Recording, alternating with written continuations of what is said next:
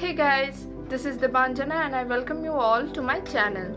So, if you are new over here, consider subscribing for all medical and biology related topics. So today we will be knowing about a part of the blood supply of brain in 10 minutes. So let's get started.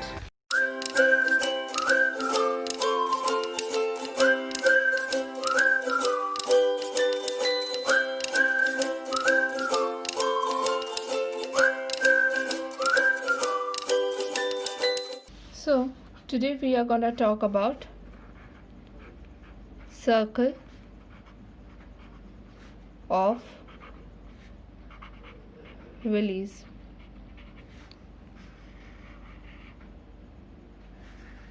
So starting with the primary facts, what is actually the circle of Willis? Circle of Willis is a circulatory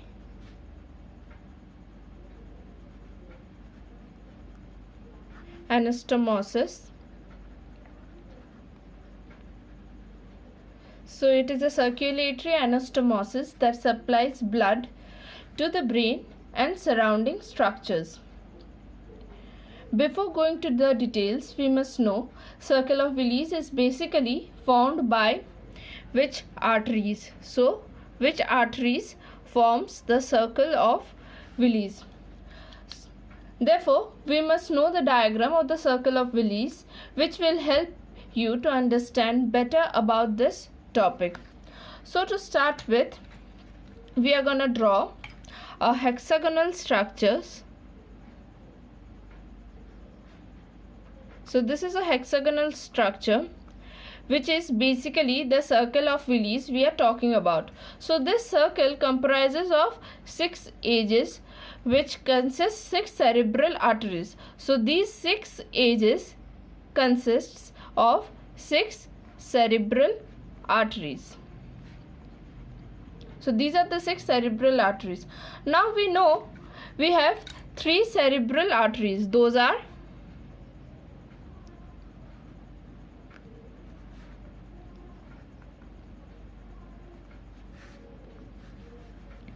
anterior cerebral artery, I am writing in short, middle cerebral artery and posterior cerebral artery. So these 3 cerebral artery comprises the 6 edges of the circle of Willis. So first we are gonna start with anterior cerebral artery. As the name denotes, that anterior cerebral artery is gonna be the first one that is in the anterior position. Now this is the middle cerebral artery.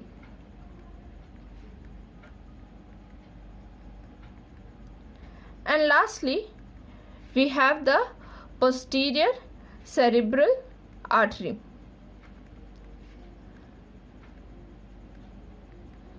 So we have known the 6 edges of the circle of Willis have 3 cerebral arteries, which are the anterior cerebral artery, the middle cerebral artery and the posterior cerebral artery.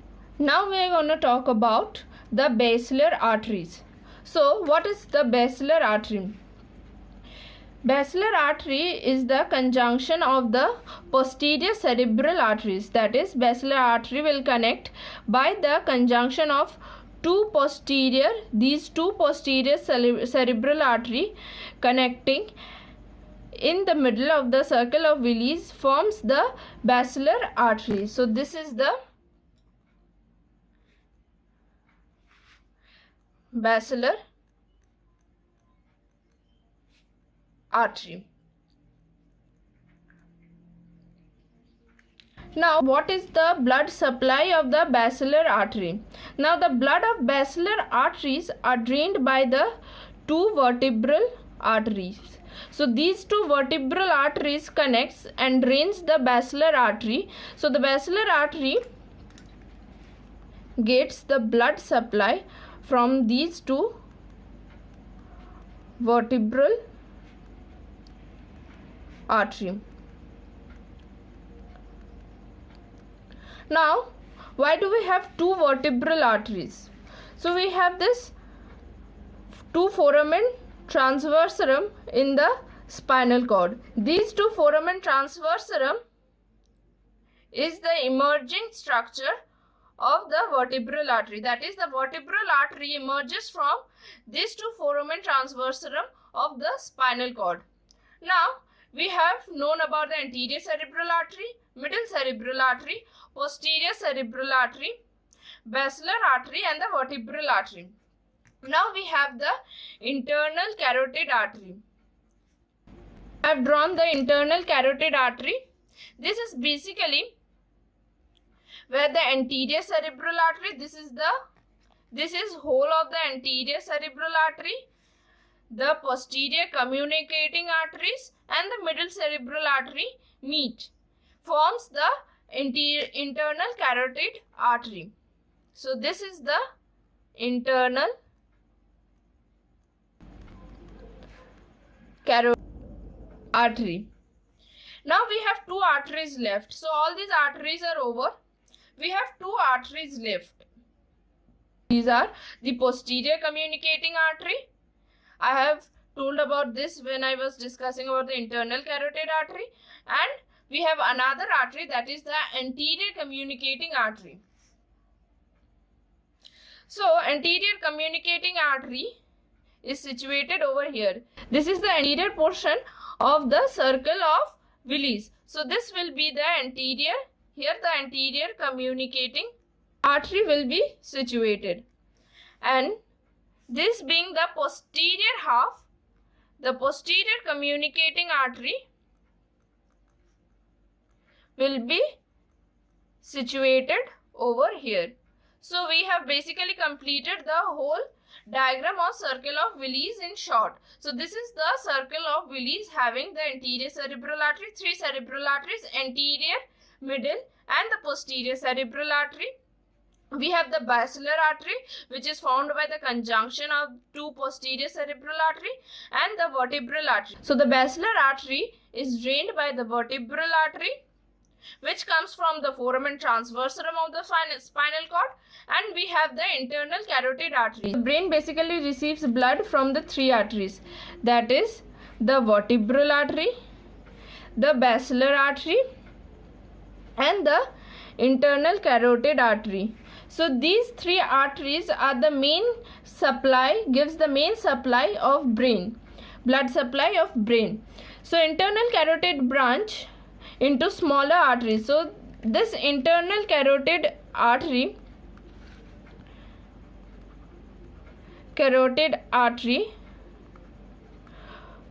branches into smaller arteries that supply the oxygenated blood to over 80%. So 80% of the cerebrum receives blood from the internal carotid artery. To know about the structure of whole of the circle of Willis, we have to know the basic position of the circle of Willis. So if we think this surface to be the circle of Willis, this is the horizontal surface. So this is the circle of Willis. The basilar artery and the vertebral artery is in the vertical position with the circle of Willis. So if we consider this hand to be the circle of Willis, so this vertebral artery and the basilar artery will be in a position like this with the circle of Willis. Now the circle of Willis can be divided into two halves, that is, from the basilar artery we can divide the circle of Willis into two equal halves, where we have all the arteries such as anterior cerebral artery, middle, posterior, vertebral, basilar artery, internal carotid artery in both the sides. So the arrangement of circle of Willis is such that if one part of the circle becomes blocked, so divide this circle into two halves. If I block this part of the circle, so these arteries are functional. If this part of the arteries of the circle are blocked or if narrowed, this part of the circle will be in function. So there is minimum chance of ischemia occurring in the brain due to the insufficient oxygenated blood supply or insufficient blood supply due to the blocked or narrowed blood vessels. So basically, due to the structure of the circle of Willis, there is least chance of the brain to get ischemic symptoms. Now to the details of this topic. The three cerebral arteries, that is the anterior cerebral artery, the middle cerebral artery and the posterior cerebral artery is known as these three are known as the cortical branches. These are the three cortical branches. Now the internal carotid artery is known as the choroidal branch. There are three branches. The three cerebral arteries are the cortical branches. Internal carotid artery is the choroidal branch, and we have the central branches.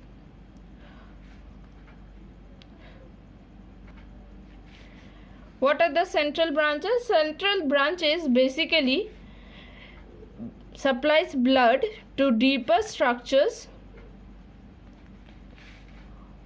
of the brain, namely the internal capsule and the basal ganglia. So the central branches basically supplies blood to these deeper structures such as internal capsule and the basal ganglia. That is, these are in the deep cerebral hemisphere.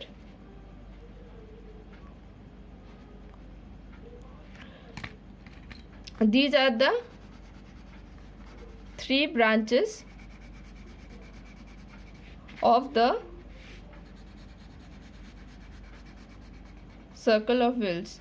Three cerebral arteries, one internal carotid artery, and we have the central branches. So this is all about the circle of Willis. So thanks for watching. If you like this video, give it a thumbs up. It will mean a lot for me. If you want notes of the topic, so follow my Instagram profile. The link is given below.